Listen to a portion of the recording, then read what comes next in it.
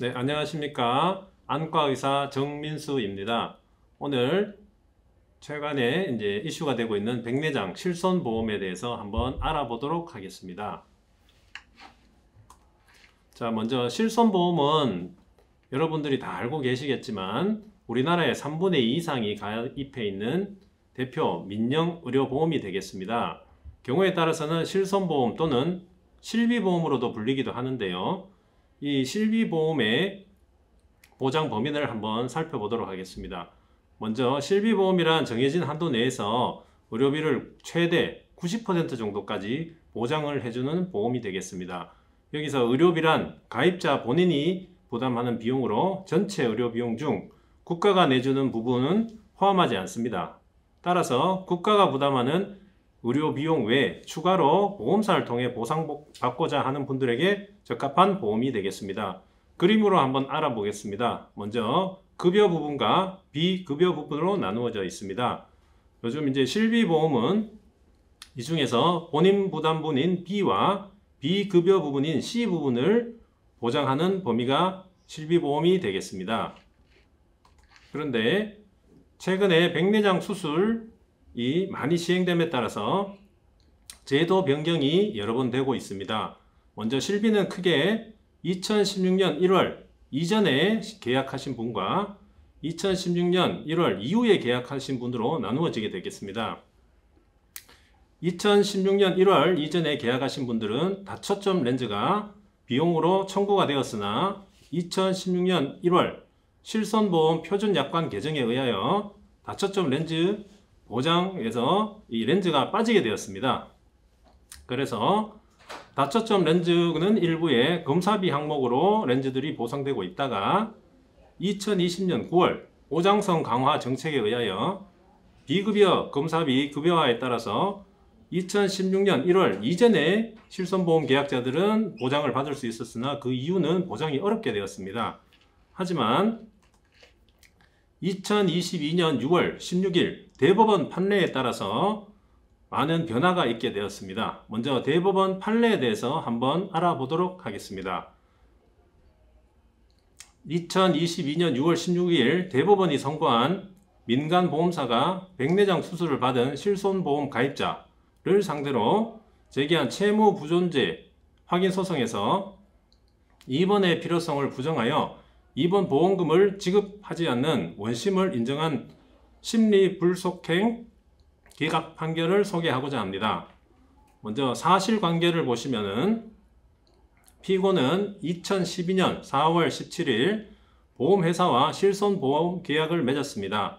그 이후 피고는 2019년 8월 9일 안과의원에서 노인선 백내장 진단을 받고 같은 해 8월 16일 좌안, 다음 날인 8월 17일 우한에 대하여 백내장 수술을 받았습니다. 그 이후 피고는 보험사에 보험금을 청구하였으나 보험회사는 피고를 상대로 피고가 백내장 수술하면서 입원 치료를 받지 않았음을 이유로 입원 의료비가 부존대한다는 소를 제기하게 되었습니다. 판결 내용을 살펴보면 먼저 1심에서는 피고의 이 사건 백내장 수술과 관련하여 입원의 필요성이 없다고 단정할 수 없는 점을 들어 원고가 피고에게 입원 치료비를 지급해야 한다는 취지의 판결을 하였습니다. 그러나 2심에서는 1심과 달리 피고가 이 사건 백내장 수술과 관련하여 입원 치료를 받았다고 인정하기가 어렵고 통원 치료로 보아야 한다는 판결을 내리게 되었습니다. 여기서 쟁점이 된 2번은 보건복지부 고시인 요양급여의 적용 기준 및 방법에 관한 세부 사항 등 재반 규정에 따라 환자가 6시간 이상 입원실에 체류하면서 의료진의 관찰 및 관리하에 치료를 받는 것을 의미하므로 치료의 실질이 입원 치료인지 내지 입원 치료의 필요성이 있는지는 입원실 체류 시간과 환자의 증상, 진단 및 치료 내용과 경위, 환자의 행동 등을 종합하여 판단해야 된다고 하였습니다. 또한 보험계약에서 정한 보험사고가 발생하였다는 점에 대해서 증명체계는 보험금을 청구하는 피보험자 등에 잇따른 예를 들어서 이 사건 백내장 수술의 경우 입원 치료의 필요성이 없다고 판단을 하였습니다.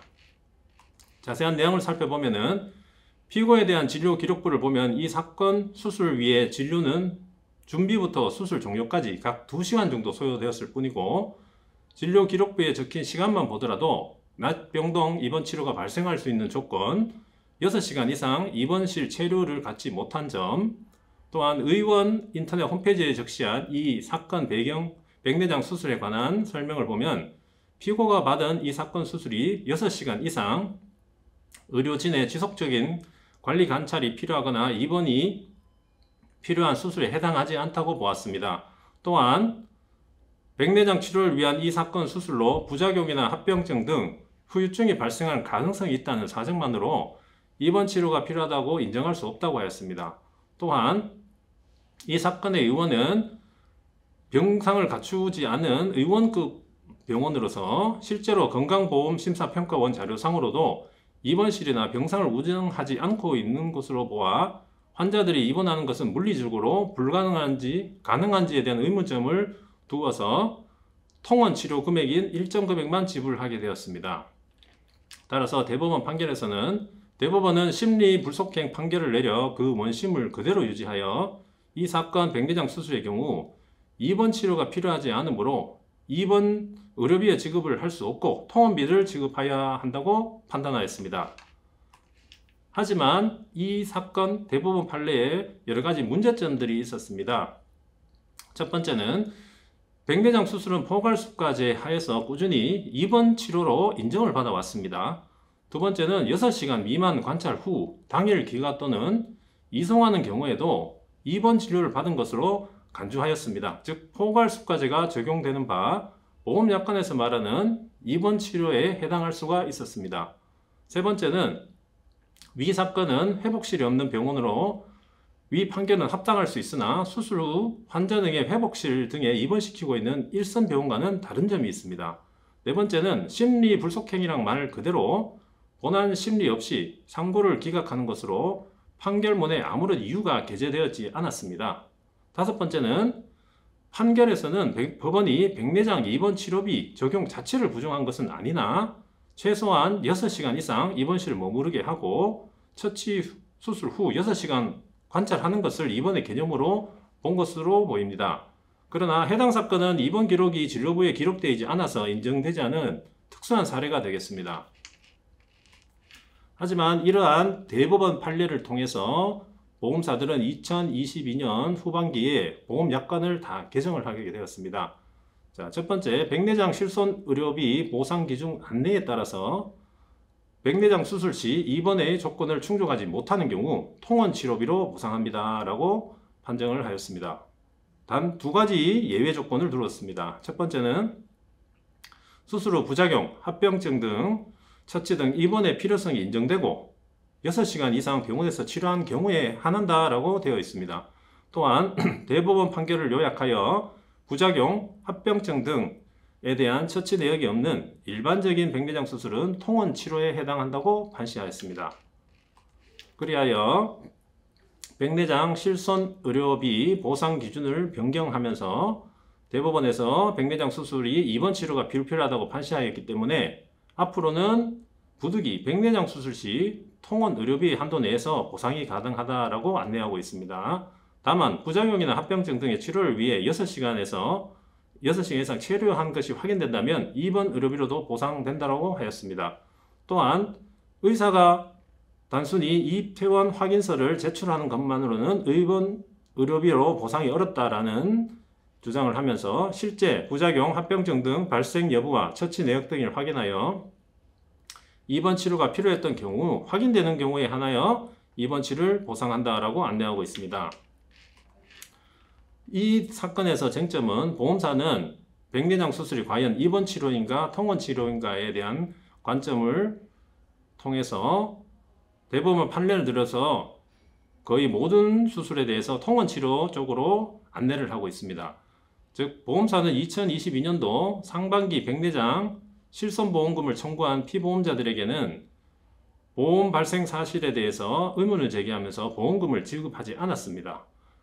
또한 백내장 그 이전에는 의료 자문과 같은 백내장 유무에 대해서 중점을 두었다면은 이 대법원 판례를 이유로 2020년도 하반기에는 피보험자들의 백내장은 전부 인정을 하게 되었습니다. 다만 백내장 진단 보험 사고를 인정한다고 하더라도 입원 치료가 아닌 통원 치료로 본다라고 안내를 하고 있습니다. 즉 대법원의 한 판례를 통해서 보험사는 현재 진행 중인 공동소송에서도 백내장의 진단의 적정성, 백내장 유무, 백내장 진행 정도보다는 통원 치료였다는 점을 주장하고 있는 실정입니다. 향후 입원 치료인지 통원 치료인지에 대해 법리적인 다툼이 치열할 것으로 예상이 됩니다. 다만 백내장 진단이나 입원에 대한 판단 역시 원칙적으로 의사 영역인데 보험금 심사를 사법부 판사의 힘을 빌어 하는 형국이 되어 안타까운 현실이 되고 있습니다. 그러나 최근에 이 백내장 수술을 입원 치료로 인정해주는 판례도 나오고 있습니다. 2023년 4월 18일 부산지방법원에서 선고한 내용을 살펴보겠습니다. 첫 번째는 원고의 실손의료비 약관이 2016년 1월 1일 이전의 약관인 점과 두 번째, 후낭 파열 등의 합병증 발생 가능성이 매우 높으며 안전 확인이 안 되어 술후 시력 예측이 어려운 상태라는 진단을 받은 점, 세 번째, 6시간 이상 체류하면서 실질적인 처치, 의료 행위가 이루어졌다는 점, 네 번째, 의무기록지 등의 입원실 체류 시간대별 처치, 의료 행위가 비교적 상세히 기록되어 있다는 점, 다섯 번째, 입원이 반드시 필요하다는 의사의 소견이 명확했다는 점을 들어서 환자의 이 사건을 환자의 상태가 합병증 발생 가능성이 매우 높으며 병원 서류가 구체적으로 기록되어 있다는 점을 들어서 입원 치료로 인정한 판례가 되겠습니다. 그래서 향후 백내장 실비보험 관련 방향을 예측을 해보면 현재 보험사들의 입장은 대법원의 판례를 통해서 모든 백내장 수술이 입원 치료비 적용이 안 된다고 일괄 통지를 하고 있으며 모든 환자들에 대해서 통원 치료 지급 통보를 하고 있습니다. 또한 이의 제기하는 환자들을 상대로는 금감원의 민원 및 소송으로 안내를 하고 있는 실정이 되겠습니다. 이러한 현실을 바탕으로 기존 약관을 무시하고 판례로 확정되지 않은 단 하나의 심리불속행 판결을 근거로 보험금 지급을 거부하는 메이저 실손보험사들의 결정에 의해서 환자들이 고통을 받고 있습니다. 또한 입원 치료가 필요한 환자에게도 지급을 거절하는 것은 실손보험을 드는 그 이유 자체에 근본적인 의문을 들게 하는 상황이 되겠습니다. 그래서 일률적 거절은 보험사들의 일종의 암묵적 담합이 의심되는 상황이 되겠습니다. 그리하여 향후 환자의 권리와 권익 보호를 위해서는 백내장 수술 여부가 입원 또는 수술에 대한 관련 사항에 대해서는 백내장 수술이 수술 적응증에 해당되는지 유무를 먼저 따져서 실질적 입원을 했는지 여부를 바탕으로 이 백내장 수술 여부와 입원 관계를 살펴보는 것이 좋겠습니다. 그래서 최근에 나온 자료가 되겠습니다. 자료는 대통령실에서 발표한 자료가 되겠습니다. 국민 제한 정책과 과제 목록 14번에 소비자 불편 개선 등을 위해 백내장 수술 보험금 지급 기준을 개선한다라고 공시하였습니다. 즉 과도한 보험사와 환자 간 소송으로 인해서 민원이 증가하고 있으므로 백내장 수술 보험금 지급 기준 재정비를 위해서 정부에서 노력하겠다라고 발표를 하였습니다.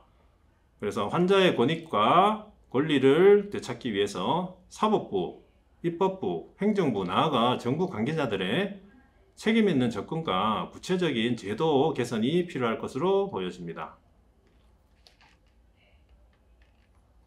네, 다음은 조금 가벼운 주제로서 요즘 많이 시행되고 있는 노안수술, 다초점 인공수정체에 대해서 한번 살펴보도록 하겠습니다.